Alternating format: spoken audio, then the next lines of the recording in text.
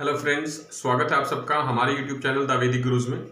आज वैदिक गुरुज कक्षा 10वीं के लिए हिंदी मीडियम बच्चों के लिए चैप्टर 15 प्रायिकता प्रोबेबिलिटी का एक्सरसाइज 15.1 के फर्स्ट एक्सरसाइज से कुछ क्वेश्चंस करेंगे, जिसमें हम आपको आज शुरू करेंगे क्वेश्चन नंबर 7 ऑनवर्ड्स और हम चेक करेंगे कि विभिन्न घटनाओं की प्रायिकता यानी कि प्रोबेबिलिटी आप किस प्रकार ज्ञात कर सकते हैं। तो आइए देखते हैं, शुरू करते हैं। प्रश्नावली 15.1 का 7वां प्रश्न है।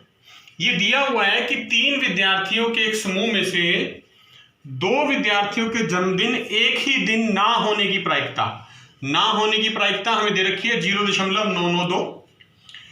इसकी क्या प्रायिकता है कि इन 2 विद्यार्थियों के जन्मदिन एक ही दिन हो, मतलब एक समान दिन ना होने की प्रायिकता दे रखी है और एक ही दिन होने की प्रायिकता हमें ज्ञात करनी है।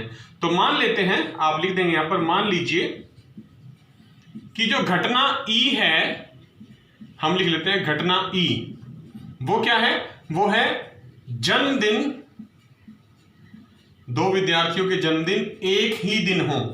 मैं लिख देता हूं जन्मदिन एक ही दिन हो। और दूसरी घटना मान लेते हैं ई नहीं। ई नहीं का अर्थ है कि जन्मदिन एक ही दिन ना हो।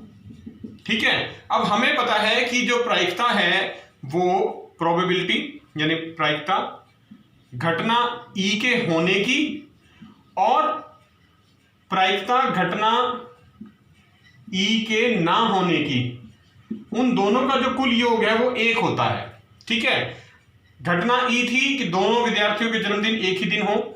घटना ई नहीं, हमने मान लिया था कि घटना कि दोनों विद्यार्थियों के जन्मदिन एक ही दिन ना हो।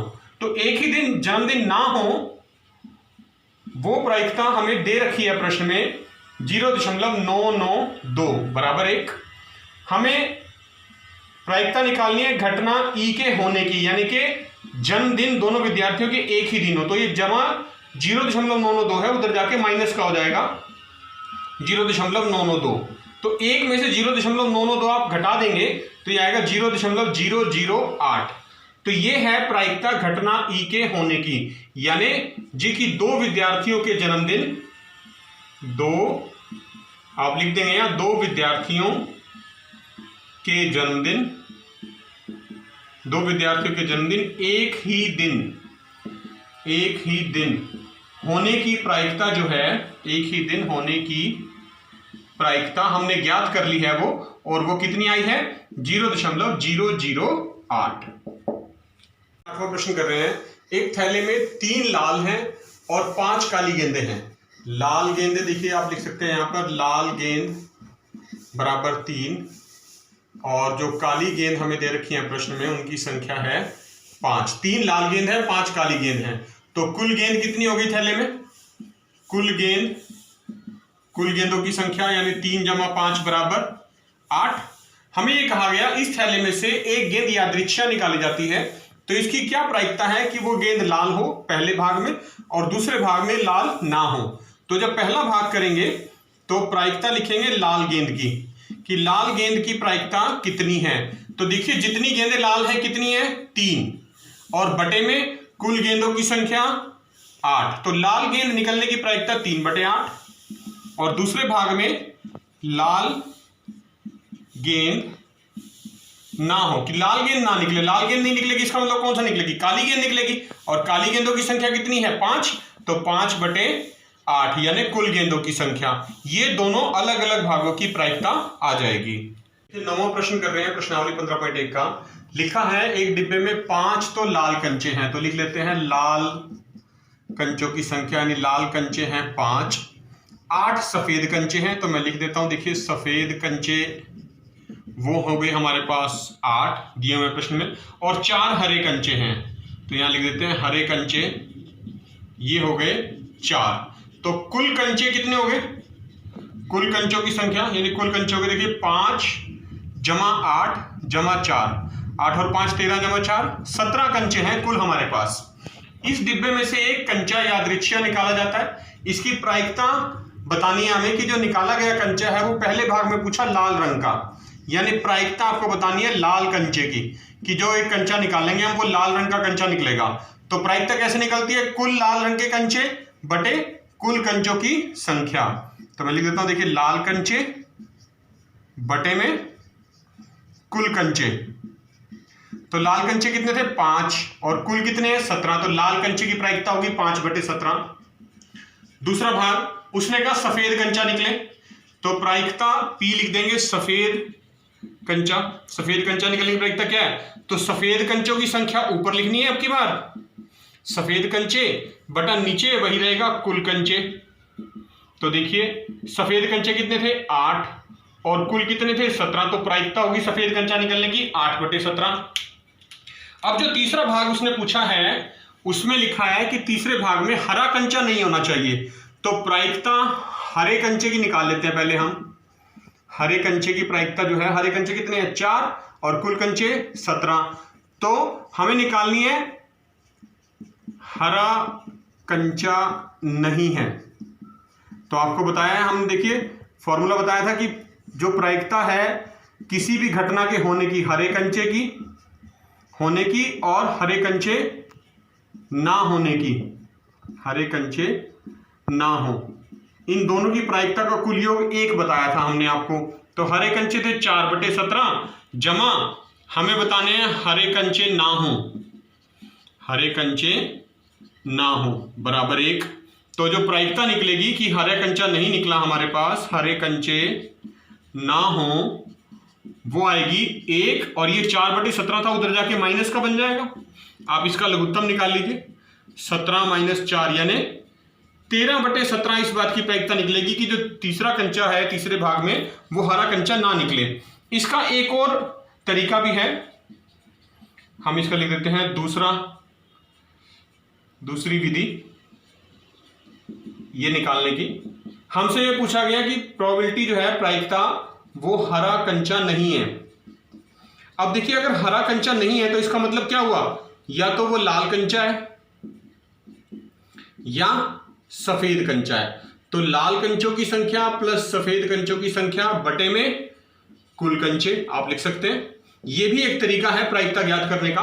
तो लाल कंचे कितने थे, देखिए हमारे पास 5, सफेद कितने थे 8 और कुल कितने थे 17। तो प्रायिकता निकली 13/17। देखिए दोनों ही विधियों से जो उत्तर है वो समान आता है। तो आप दोनों में से कोई भी तरीका यूज करके दूसरी विधि में या पहली विधि के हिसाब से हरा कंचा नहीं होने की प्रायिकता ज्ञात कर सकते हैं। 10वां प्रश्न कर रहे हैं, लिखा है एक पिगी बैंक। पिगी बैंक मतलब एक गुल्लक टाइप होता है। तो 50 पैसे के 100 सिक्के हैं वहां पर। तो मैं लिख लेता हूं 50 पैसे के सिक्के कितने हैं, वहां पर हमें दे रखा है 100 हैं। 1 रुपए के 50 हैं, 1 रुपए के सिक्के 50, 2 रुपए के 20 हैं, 2 रुपए के सिक्के 20 और 5 रुपए के 10 सिक्के हैं, यानी 5 रुपए के सिक्के 10। तो कुल सिक्के कितने आ गए हमारे पास, देखिए जो कुल सिक्कों की संख्या आ गई वो आ गई 100 जमा 50 जमा 20 जमा 10, यानी 150 और 20 170 जमा 10 180। अब पहले भाग में हमसे पूछा गया कि प्रायिकता क्या निकालनी है 50 पैसे के सिक्के की। प्रायिकता 50 पैसे का सिक्का, कि 50 पैसे का सिक्का निकले। वो कहता है यदि पिग्गी बैंक को हिलाकर उल्टा करने पर कोई एक सिक्का गिरने के परिणाम संप्रायिक हैं, मतलब समान अवसर है, कोई भी सिक्का गिर सकता है जब हम उसको उल्टा करके हिलाएंगे। तो हमें जो सिक्का गिरेगा उसकी प्रायिकता बताने की वो 50 पैसे का होगा। तो 50 पैसे का होगा, प्रायिकता ज्ञात करने का सूत्र क्या होगा, 50 पैसे के सिक्के बटा कुल सिक्के, यही सूत्र का प्रयोग करेंगे। 50 पैसे के सिक्के बटा कुल सिक्के। अब 50 पैसे के कितने सिक्के हैं, देखिए 50 पैसे के 100 सिक्के हैं, 100 बटा कुल सिक्के कितने हैं 180। तो 100 बटा 180, 0 से 0 कट गई, 2 पंजे 10, 2 निमे 18, यानी 5/9 जो प्रायिकता है वो इस बात की आएगी कि 50 पैसे का सिक्का नीचे गिरेगा उल्टा करने पर। दूसरा भाग है कि 5 रुपए का सिक्का नहीं होगा। तो 5 रुपए का सिक्का नहीं होगा तो पहले हम ज्ञात करते हैं प्रायिकता 5 रुपए के सिक्के की, कि 5 रुपए का सिक्का अगर गिरता है तो उसकी क्या प्रायिकता है। 5 रुपए का सिक्के हमारे पास कुल थे 10, तो 10 बटे 180, 0 से 0 कट गई, यानी 1/18 प्रायिकता इस बात की आ गई कि 5 रुपए का सिक्का गिरेगा। हमने आपको सूत्र बताया था कि किसी भी घटना ई की और ई के ना होने की, नहीं ई की, कुल योग 1 होता है, ई के होने की और ना होने की 1 है। तो अगर ई को मैं मान लूं भी 5 रुपए के सिक्के की प्रायिकता 5 रुपए के सिक्के की, वो तो ई हो गई, और जमा 5 रुपए के सिक्के की ना होने की, 5 रुपए का सिक्का नहीं गिरा। इन दोनों की प्रायिकताओं का कुल योग कितना है? 1। अब 5 रुपए के सिक्के की प्रायिकता हमने निकाल रखी है 1/18, तो यहां पर लिख देंगे आप 1/18 जमा प्रायिकता अब हमें निकालनी किसकी है कि 5 रुपए का सिक्का नहीं होगा, जमा प्रायिकता 5 रुपए का सिक्का नहीं होने की, तो नहीं लिख देते हैं, कुल योग था 1, तो ये 1/18 उधर जाके माइनस हो जाएगा, तो प्रायिकता निकलेगी 5 रुपए का सिक्का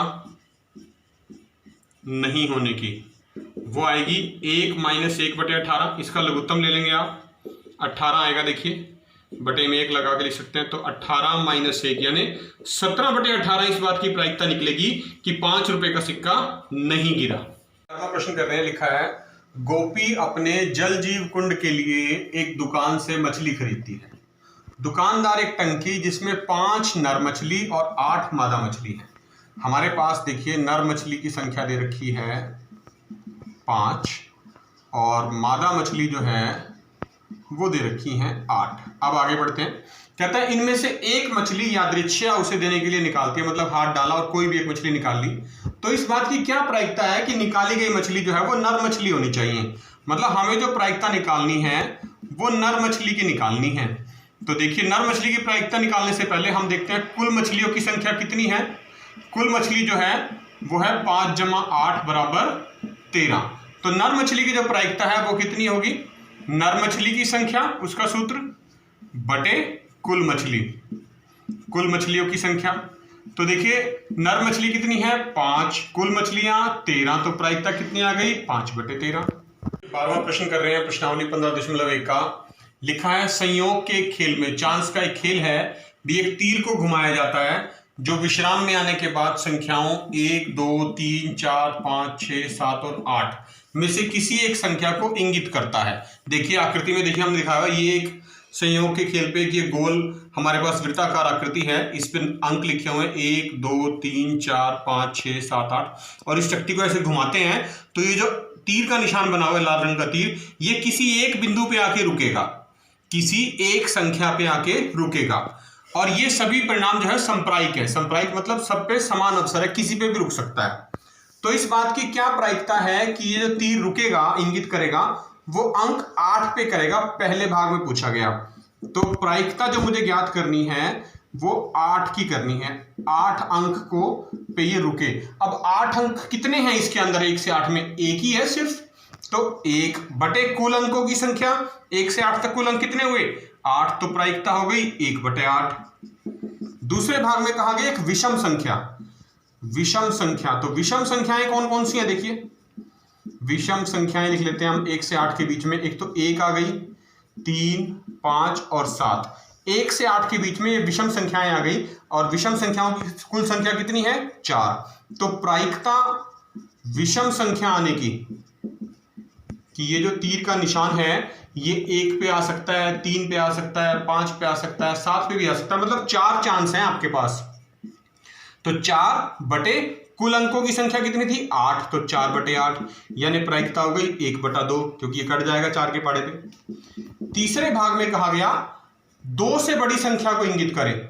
2 से बड़ी संख्याएं लिख लेते हैं पहले एक बार, हम कितनी है 2 से बड़ी संख्याएं।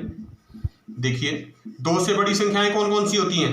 2 से बड़ी संख्या होती है 3 होती है, 4, 5, 6, 7, 8, ये हैं 1, 2, 3, 4, 5, 6, यानी कुल संख्याएं कितनी हो गई?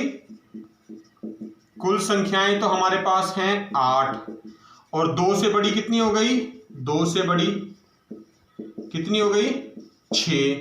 तो प्रायिकता जो हमें ज्ञात करनी है, प्रायिकता यानी प्रोबेबिलिटी P से लिख देंगे 2 से बड़ी संख्या आने की, 2 से बड़ी संख्या आने की प्रायिकता कि ये जो तीर का निशान है 2 से बड़े नंबर पे रुकेगा, तो वो कुल कितने नंबर है? देखिए एक तो ये रहा 3, एक 4, एक 5, 6, 7, 8, यानी 1 2 3 4 5 6 चांस है हमारे पास। तो 6 बटे कुल संख्याएं 8, इसको भी काट देंगे 2 के बाटे पे, 2 3 6, 2 चौके 8, 3 बटे 4 आ गई। और अब बात करेंगे चौथे भाग की। जो चौथा भाग है उसमें कहा गया 9 से छोटी संख्या आनी चाहिए। 9 से छोटी संख्या, 9 से छोटी संख्या। अब 9 से छोटी संख्या का मतलब क्या है? 1 भी 9 से छोटा है, 2 भी, 3 भी, 4 5 6 7 8, सभी संख्याएं 9 से छोटी हैं। यानी 9 से छोटी संख्याएं 1 2 3 4 5 6 7 और 8। मतलब हमने आपको बताया था कि ये एक निश्चित घटना है। निश्चित घटना, और निश्चित घटना की प्रायिकता क्या होती है? प्रायिकता निश्चित घटना की हमने आपको पहले बताया हुआ है, पहले प्रश्न में, निश्चित घटना की प्रायिकता हमेशा 1 होती है। तो निकाल के भी देख लेते हैं। प्रायिकता 9 से छोटी संख्या, तो जो संख्याएं 9 से छोटी हैं वो कितनी हैं? 8। कुल संख्याएं कितनी हैं? 8। तो 8 से 8 कट गया, देखिए 1 बटा 1 यानी 1 आ गया।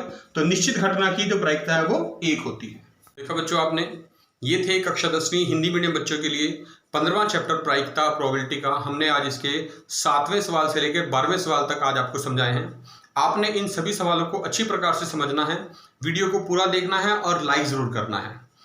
इस वीडियो को कक्षा 10वीं के ज़्यादातर बच्चों के साथ शेयर जरूर करें ताकि सभी बच्चे इसका फायदा उठा सकें। और अगर आप चाहते हैं कि आने वाले प्रश्न या वैदिक गुरुज के आने वाले वीडियोस सबसे पहले आप तक पहुंचे, तो आप अभी हमारा चैनल द वैदिक गुरुज सब्सक्राइब जरूर करें और बेल आइकन बटन दबाना ना भूलें। वैदिक गुरुज आपसे एक ही रिक्वेस्ट करते हैं, बिना कारण घर से बाहर ना निकलें, अपने घर में रहें, सेफ रहें, सुरक्षित रहें, स्वस्थ रहें और खूब मन लगा के पढ़िए। जुड़े रहिए वैदिक गुरुज के साथ। बहुत जल्द फिर मिलेंगे, तब तक के लिए थैंक यू।